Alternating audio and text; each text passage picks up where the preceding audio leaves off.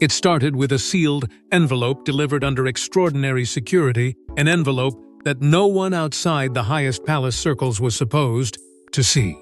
Yet within hours, whispers swept through royal corridors. Prince William had signed something significant, something final, and according to insiders, Queen Camilla was at the center of it all. What began as quiet speculation quickly exploded into a royal confrontation that would shake some of the monarchy's most important patronages. Before we go deeper into what this really means for the royal family, make sure to subscribe so you don't miss a single update. At first, almost nobody understood why senior palace officials were suddenly being summoned into an unexpected private meeting.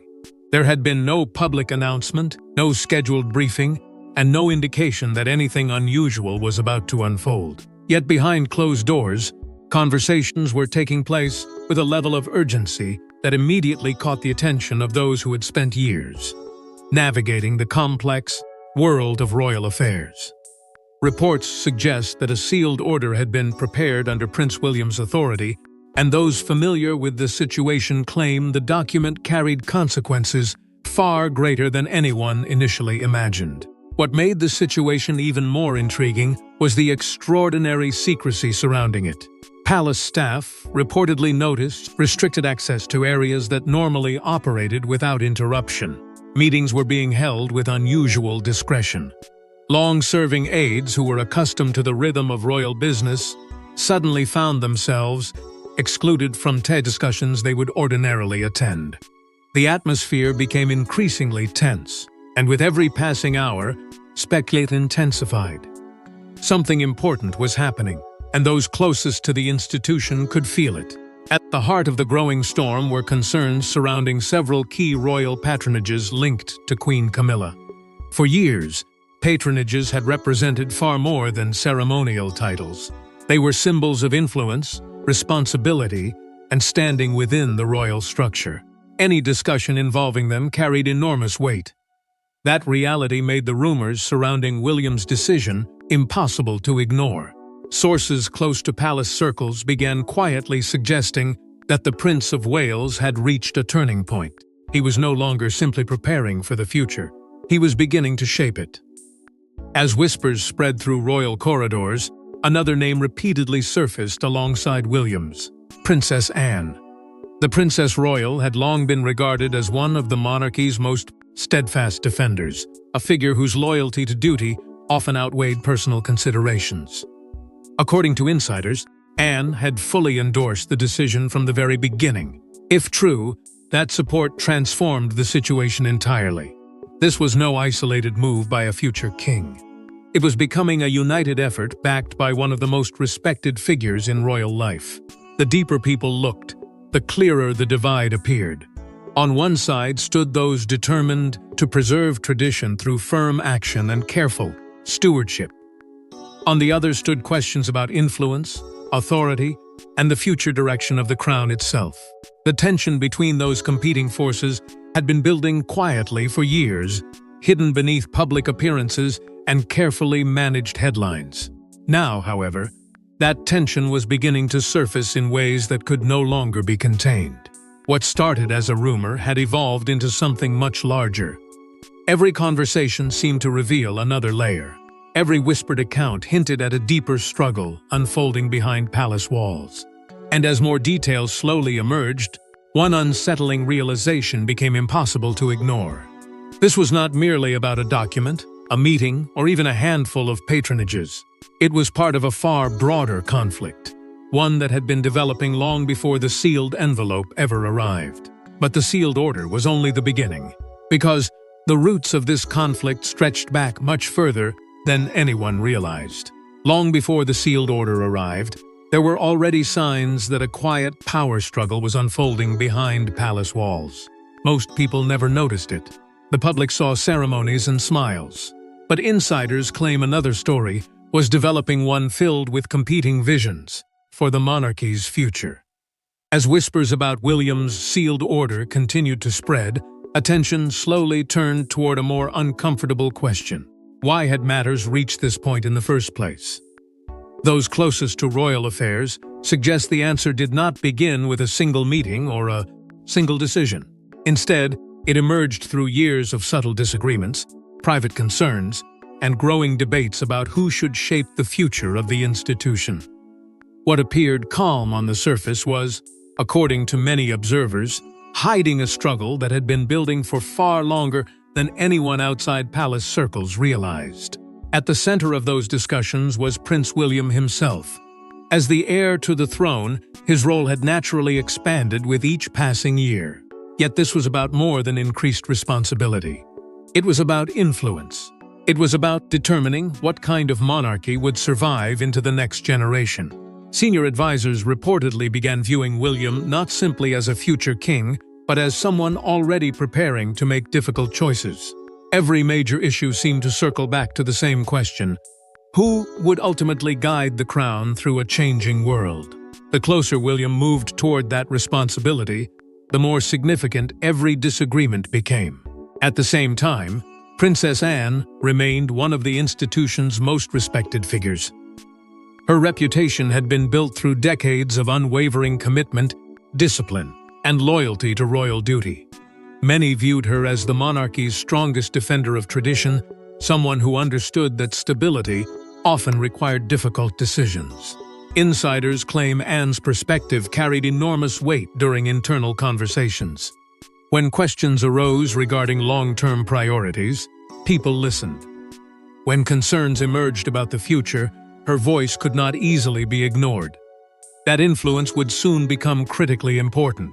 Behind closed doors, discussions reportedly intensified regarding the stewardship of royal patronages and responsibilities. These positions were not merely ceremonial. They represented trust, visibility, and authority. Questions began surfacing about how those responsibilities should evolve as the monarchy prepared for the future. Some believed continuity was essential. Others argued that adaptation could no longer be delayed. Neither side viewed the stakes as small. In fact, many insiders suggest the debate touched the very heart of how the institution would define itself in the years ahead. Complicating matters further were growing concerns about public perception. Royal advisors reportedly understood that confidence in the institution depended upon unity, stability, and purpose. Any sign of division carried risks. Any appearance of uncertainty could create consequences that stretched far beyond palace walls. That reality transformed private disagreements into matters of enormous significance. Every discussion became more sensitive. Every decision carried greater weight. Meanwhile, senior royals were said to be quietly evaluating long-term succession planning. These conversations rarely reached public view, yet their importance could hardly be overstated. The future of the monarchy demanded preparation. It demanded clarity. And according to those familiar with these discussions, differences in royal priorities were becoming increasingly difficult to ignore. What began as subtle disagreements slowly evolved into competing visions of leadership itself. The further these conversations progressed, the clearer it became that something significant was approaching. The debates were no longer isolated concerns. They were pieces of a much larger puzzle, one that would eventually force difficult choices and expose hidden tensions that had remained buried for years. And just as those tensions reached a critical point, an event occurred that reportedly altered the course of everything that followed. Then came a private review that reportedly changed everything and placed several patronages directly under scrutiny. The review was never intended to become public.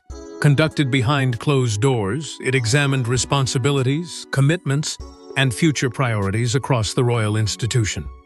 But what it uncovered reportedly sparked immediate concern among some of the monarchy's most influential figures. In the weeks that followed the quiet debates and growing tensions behind palace walls, a sense of urgency began to emerge among those tasked with safeguarding the monarchy's future. What had once been informal conversations reportedly evolved into something far more serious. According to insiders, senior officials launched an internal assessment of several major royal patronages, seeking answers to questions that had become increasingly difficult to avoid. The objective was simple in theory, but potentially explosive in practice. The review aimed to determine whether the existing structure still reflected the needs of a monarchy preparing for a new era. Yet as investigators examined responsibilities, influence, and long-term strategy, they reportedly encountered findings that unsettled some of the institution's most powerful figures. At first, many expected the assessment to confirm existing arrangements and quietly reinforce the status quo. Instead, sources claim it exposed growing uncertainty surrounding future leadership structures. The monarchy was entering a period of transition, and with transition came difficult realities. Questions that had once remained hidden beneath tradition were suddenly being brought into the open. Who would oversee critical responsibilities in the years ahead? Which figures would shape the institution's public identity? And perhaps most importantly, how could the monarchy maintain stability while preparing for inevitable change? These questions reportedly dominated discussions as the review progressed. As reports and recommendations accumulated, Prince William found himself receiving increasingly detailed briefings from trusted advisors. Every document appeared to point toward the same conclusion. The institution was approaching a crossroads. According to palace insiders, the recommendations did not focus solely on individual patronages. They addressed broader concerns regarding accountability, effectiveness, and the future distribution of royal influence. What began as a routine assessment was gradually transforming into something much larger. The findings seemed to suggest that maintaining the current balance would become increasingly difficult. At the same time, Princess Anne's involvement reportedly deepened. Long regarded as one of the monarchy's most experienced and respected figures, Anne was said to be taking a close interest in every stage of the process. Her perspective carried enormous authority because it was rooted in decades of service rather than personal ambition. Those familiar with the discussions claim she viewed the review through a simple but powerful lens. What would best protect the institution itself? That question reportedly guided many of her contributions and helped shape the growing consensus forming behind closed doors. The deeper the review went, the stronger the belief became that change was no longer a matter of choice. It was becoming a necessity.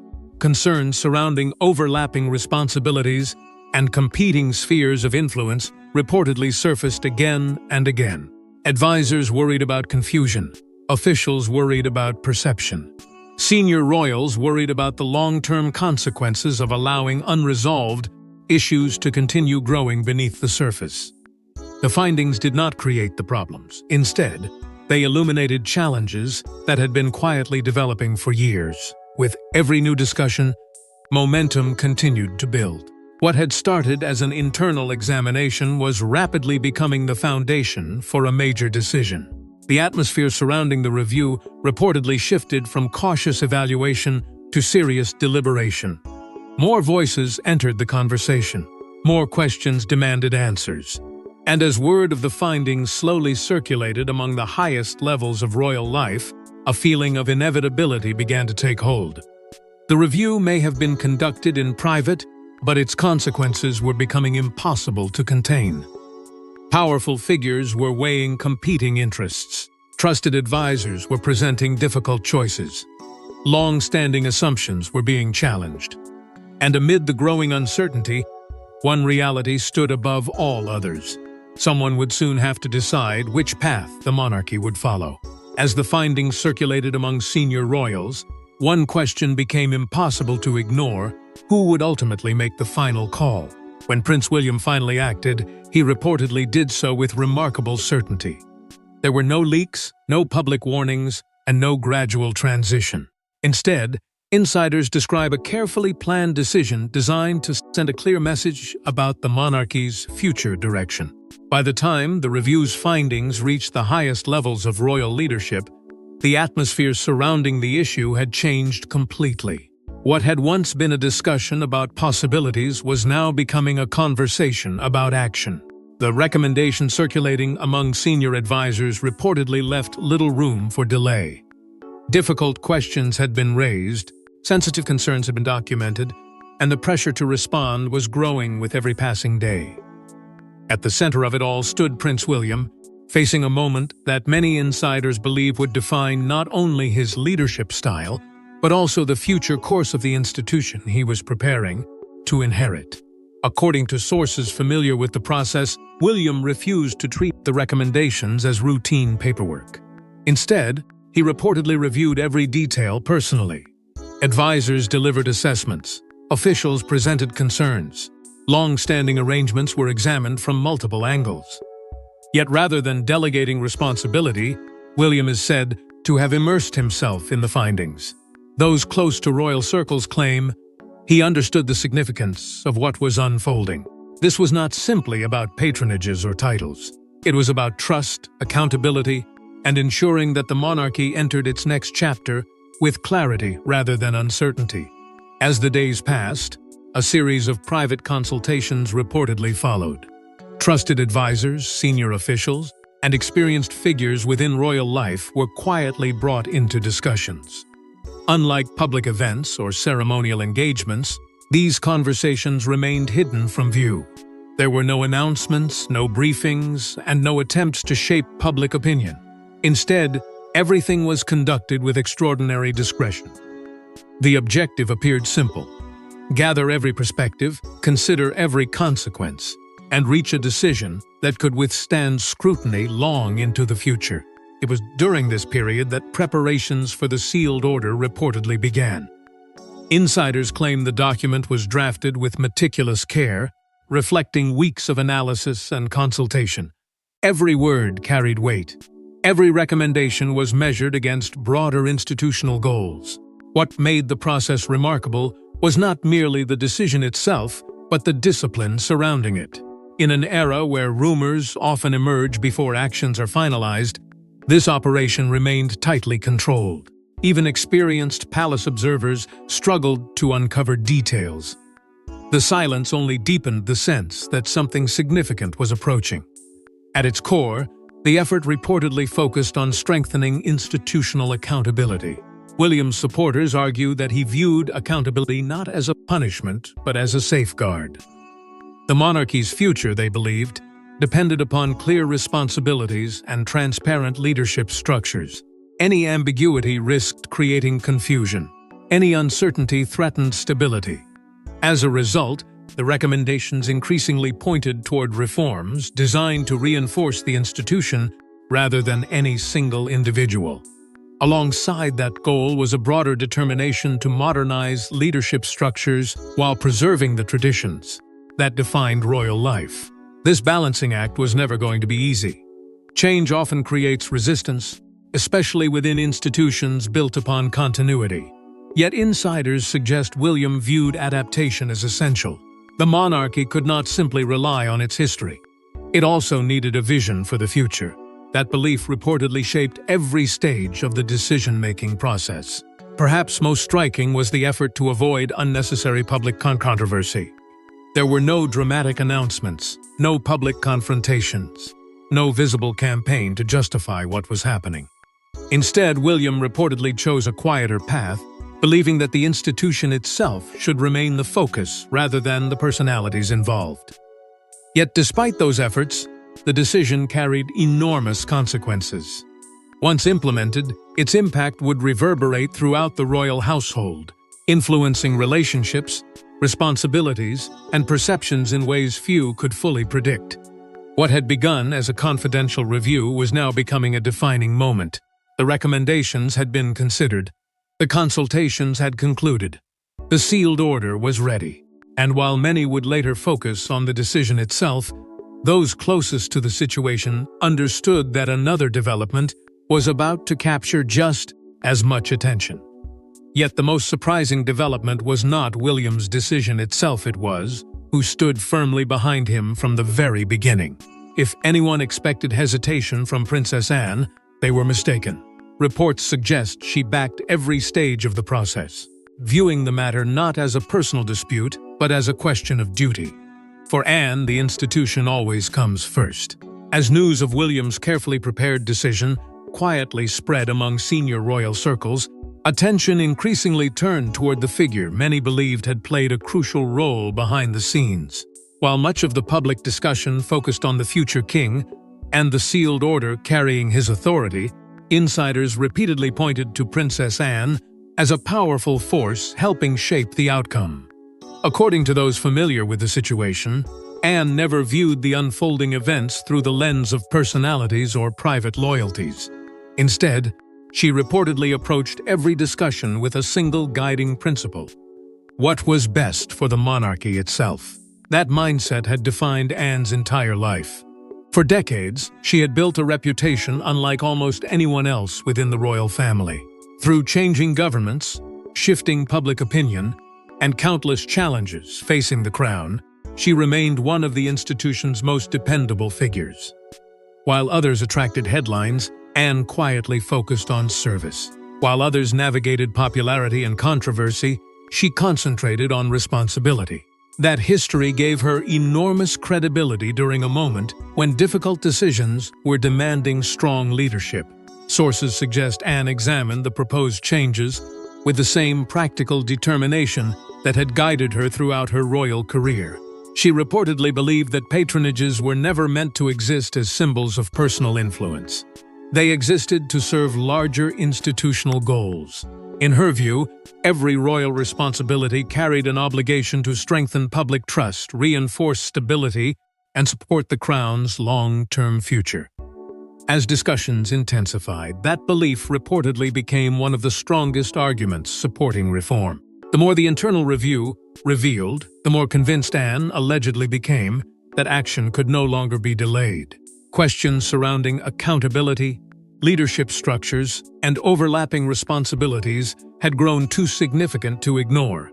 According to insiders, she viewed hesitation as a greater risk than change itself. Allowing uncertainty to linger would only create larger problems later. For Anne, protecting the institution often required confronting uncomfortable realities before they became crises. This perspective reportedly brought her into close coordination with William. While their personalities differed, many observers believe they shared a common understanding of what was at stake. Both were said to view the monarchy as something larger than any individual role or personal relationship. As a result, their conversations increasingly focused on preserving stability during a period of transition. Advisors noticed the growing alignment between them. Senior officials recognized it as well. The partnership projected confidence at a time when uncertainty threatened to dominate the discussion. That confidence soon began spreading beyond the immediate circle of decision-makers. Supporters of reform reportedly drew reassurance from Anne's involvement. Her endorsement signaled that the recommendations emerging from the review were not being pursued recklessly or impulsively. Instead, they were being evaluated through the perspective of someone whose dedication to royal service was virtually unquestioned. The effect was significant. Individuals who may have been uncertain suddenly felt more comfortable supporting change. At the same time, many senior figures began viewing Anne as a stabilizing force capable of guiding the institution through a potentially difficult transition. Her support reinforced the perception that William's leadership was maturing. He was no longer simply preparing for future responsibilities. He was beginning to exercise authority in ways that reflected the role he would one day inherit. Every step forward strengthened that perception, and every endorsement from respected figures like Anne further reinforced it. Yet perhaps the most important consequence of Anne's support was what it communicated to the wider royal household. By standing firmly beside William, she helped transform an individual decision into something much larger. It became a statement about direction, leadership, and the future of the monarchy itself. The alliance between the future king and one of the institution's most trusted guardians created a sense of momentum that was impossible to ignore. And as that momentum continued to build, curiosity shifted toward another question entirely. With William and Anne standing together, attention quickly shifted to the reaction unfolding behind palace doors. The response inside royal circles was immediate. What had started as rumor was now becoming reality. As details of the order spread, speculation intensified about how Queen Camilla would respond to one of the most significant challenges of her royal life. For weeks, Uncertainty had lingered behind palace walls. There had been whispers, private discussions, and carefully guarded conversations that only a select few fully understood. But now the situation was changing. The sealed order that had once existed only as rumor was beginning to take on a life of its own. With William's decision finalized and Anne's support firmly established, palace insiders reportedly found themselves confronting a new reality. The debate was no longer about what might happen. It was about what would happen next. Almost immediately, conversations erupted throughout royal circles.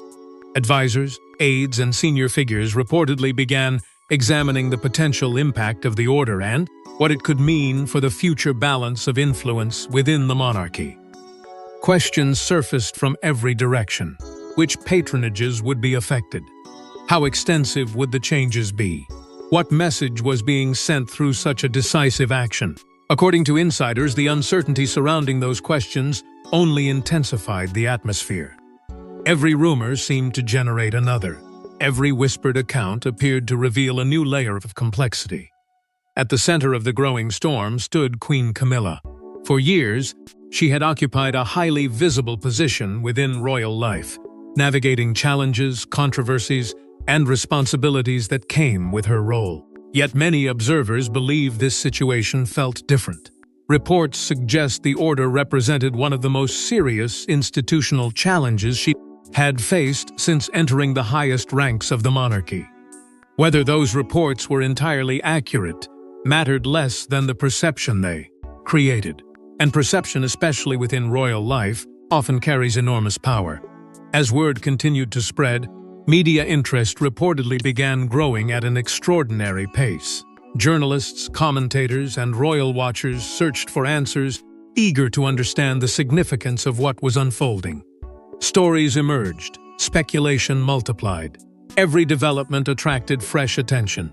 Yet despite the increasing scrutiny, concrete information remained scarce. That lack of clarity only fueled public fascination. The less people knew, the more they wanted to know. Behind the scenes, royal aides reportedly faced an increasingly difficult task. They understood that public interpretation could shape the narrative long before official explanations ever emerged. As a result, efforts were made to manage expectations and prevent speculation from spiraling completely out of control.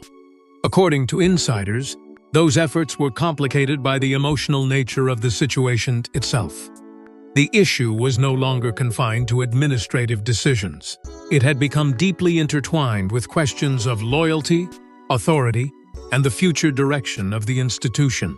The resulting scrutiny placed palace relationships under an increasingly powerful spotlight. Long-standing alliances were examined. Private dynamics became subjects of public discussion. Every interaction seemed to invite fresh interpretation. Supporters and critics alike attempted to understand what the developments revealed about the balance of influence within the royal family. The deeper observers looked, the more they sensed that this was about something larger than any single order or patronage. It reflected a broader struggle over identity, leadership, and the future shape of the monarchy. For many within royal circles, that realization marked the beginning of a sensitive new chapter. The institution had weathered countless storms throughout its history, yet every era brought its own tests. This moment appeared to be one of them. Beneath the headlines, beneath the speculation, and beneath the intense focus on individual personalities, deeper forces were beginning to move. The monarchy was entering unfamiliar territory, and few could predict exactly where the path would lead. Yet while attention remained fixed on the immediate fallout, the true significance of the moment was still unfolding. The reactions, the questions, and the uncertainty were only the visible surface of a much larger shift taking place beneath it all. And as events continued to develop, it became increasingly clear that the consequences would reach far beyond the controversy currently dominating discussion. But while headlines focused on the immediate fallout, a much larger transformation was already taking shape. For Prince William, this was reportedly never just about one individual. Supporters argue it was part of a broader effort to prepare the monarchy for the decades ahead. the decision represented something much bigger than a single royal dispute. As the immediate shock surrounding the order began to settle, a different conversation quietly emerged among royal observers. The focus gradually shifted away from personalities and toward purpose. What exactly was William trying to accomplish? Why had he been willing to take such a significant step, despite the inevitable scrutiny it would attract? According to those closest to the institution, the answer may lie in a vision that extends far beyond the current moment. Supporters increasingly argue that the decision was never about winning an internal disagreement. It was about shaping the monarchy that future generations would inherit. For years, discussions about a streamlined monarchy have surfaced within royal circles. The idea is simple in theory but difficult in practice. As public expectations evolve and institutional pressures increase, the monarchy faces growing demands to demonstrate relevance, efficiency, and accountability. Sources suggest William has spent considerable time considering how those challenges should be addressed, rather than preserving every existing arrangement simply because it has always existed. He is said to believe that some structures must evolve if the institution is to remain strong. That perspective reportedly influenced many of the choices that led to the current moment. At the heart of this vision lies a renewed emphasis on accountability and public trust. Supporters of reform argue that the monarchy's greatest strength has always been the confidence people place in it. Once that trust weakens, everything else becomes more difficult to protect. According to insiders, William views accountability not as an obstacle, but as a foundation. Every responsibility, every role, and every patronage should ultimately serve the institution's larger mission. If uncertainty emerges regarding those responsibilities, he reportedly believes it must be addressed directly, rather than postponed. This philosophy also places greater importance on the role of active working royals. As expectations surrounding public service continue to evolve, the monarchy faces increasing pressure to demonstrate clear purpose and visible commitment. Sources claim William sees active service as one of the institution's most valuable assets. The focus, therefore, is not simply on titles or ceremonial positions. It is on ensuring that those entrusted with important responsibilities remain closely connected to the duties they represent. That belief has become an increasingly important part of discussions about the monarchy's future direction. Throughout this process, Princess Anne reportedly continued playing a critical role. While William focused on long-term modernization, Anne helped provide continuity and stability. Together, they represented two essential forces within the institution: adaptation and tradition. Insiders suggest this balance became one of the reasons their partnership proved so influential.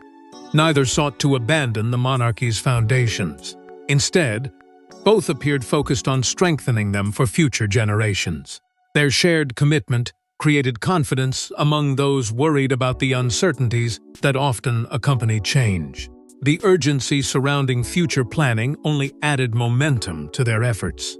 Senior figures reportedly recognized that major transitions cannot be prepared for overnight.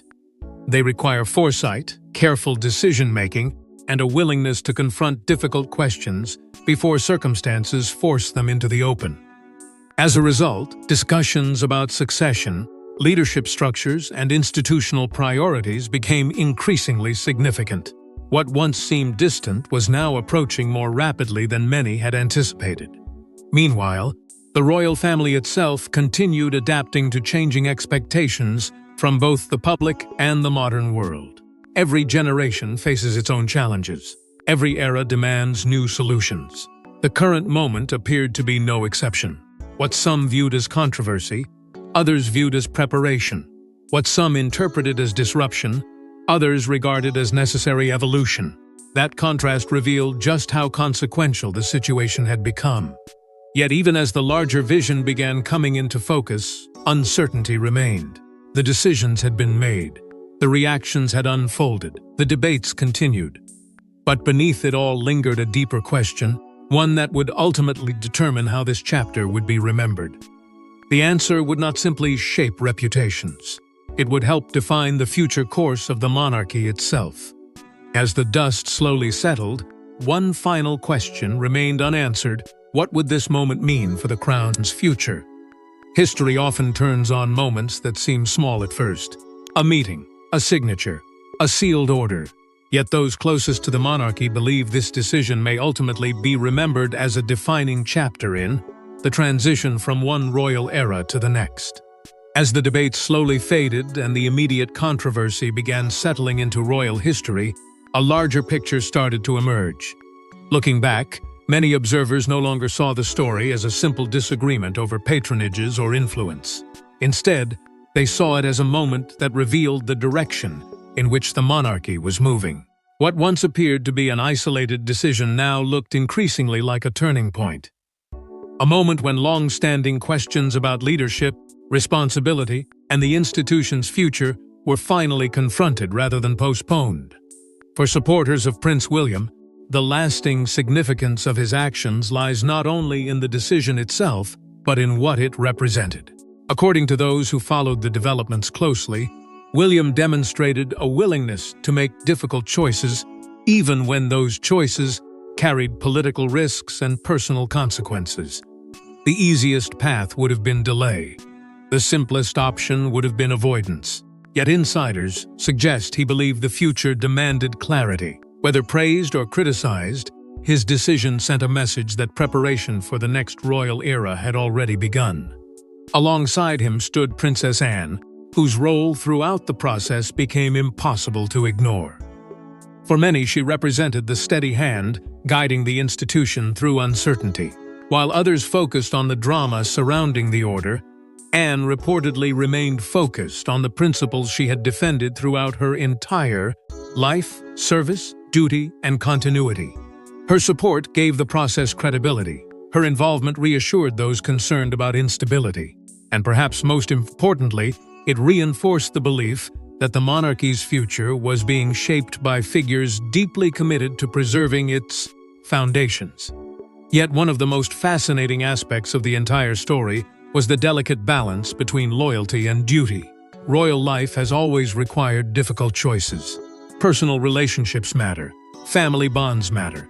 But history repeatedly shows that members of the monarchy are often asked to place institutional responsibilities above individual preferences. Many observers believe that reality sat at the heart of everything that unfolded. The decisions made during this period were not merely administrative. They reflected the enduring tension between private loyalties and public obligations. Meanwhile, questions surrounding Queen Camilla's future influence continued generating discussion long after the initial headlines faded. Some believed her position would remain largely unchanged. Others argued that the developments signaled a broader redistribution of influence within the royal household. Regardless of where the truth ultimately rested, one fact remained undeniable. The conversation itself revealed how much attention was now focused on the monarchy's next chapter. The public was no longer looking solely at the present. It was looking toward the future. That future appeared increasingly defined by transformation. The House of Windsor had entered a period unlike any it had faced in recent years. Expectations were evolving. Public scrutiny was intensifying. New leaders were stepping forward, while experienced figures continued providing guidance. Every decision carried added significance because it was being viewed through the lens of transition. The monarchy was adapting, and adaptation always brings uncertainty alongside opportunity. Throughout it all, public fascination never disappeared. In fact, it seemed to grow stronger. People followed every development, debated every possibility, and searched for clues about what might come next. The reason was simple. Beneath the headlines, beneath the speculation, and beneath the controversies, there was a deeper story unfolding. It was a story about succession, leadership, and the future identity of one of the world's most enduring institutions. And as that future slowly came into view, a new chapter began opening for the House of Windsor. The decisions made during this period may be analyzed, debated, and reinterpreted for years to come. But their significance lies not only in what happened, it lies in what they revealed. They revealed a monarchy preparing for change. They revealed leaders willing to make difficult choices. and they revealed an institution determined to define its future rather than wait for the future to define it. Because in the end, the story was never simply about patronages, it was about who would shape the future of the crown when the next royal era finally arrived. Thanks for watching. Please don't forget to like and subscribe, and we will see you in next one.